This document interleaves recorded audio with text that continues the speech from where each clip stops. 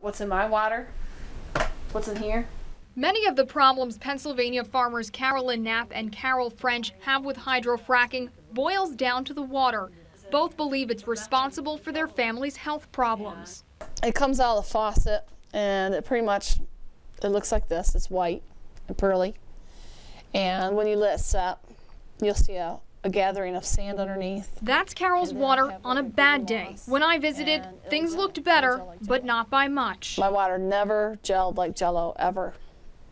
Never has it ever done that. I can smell it. So that's what you have to do every day. You have to go to your faucet. You have to find out whether your water is good today.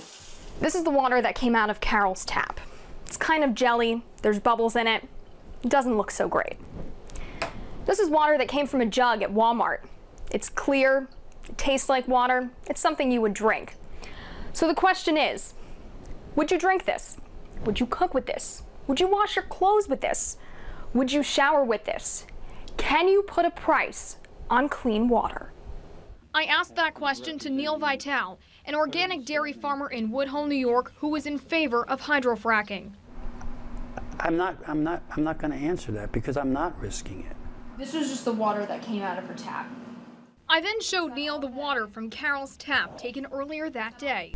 EPA would have shut this whole industry down if this was doing this to the water. Then how do you explain that? I can't explain it. But Carolyn thinks she can, saying gas companies like Chesapeake get special treatment. They're exempted from numerous things from the Safe Drinking Water Act. They're exempted from the Superfund Act. They can come in and make a disaster of this area, leave. We have to clean and pay for it. Another thing that may need explaining, why did the Pennsylvania farmers sign contracts with the gas companies in the first place? A lot of these people that have problems, they just signed on the dotted line without going to a lawyer, without being a member of a coalition. All three farmers say they've been signing leases with the gas companies for decades, so the companies could receive government subsidies. We were accustomed to signing for many, many years. It was nothing out of the ordinary.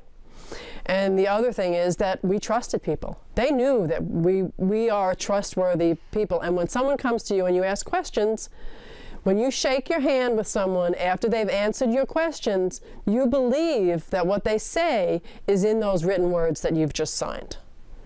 They weren't. In New York, the future of hydrofracking is uncertain as Governor Cuomo waits for a Department of Environmental Conservation review on the process's potential health effects. But whichever side you take, farmers on both sides are sending clear messages and standing by what they believe. This will come someday to New York, you know. When that's going to be, you know, that's anybody's guess anymore. They pretty much have taken our retirement away from us. They've taken our family. I think we lost it all. Reporting from Ulster, Pennsylvania and Woodhull, New York, I'm Katie Corrado.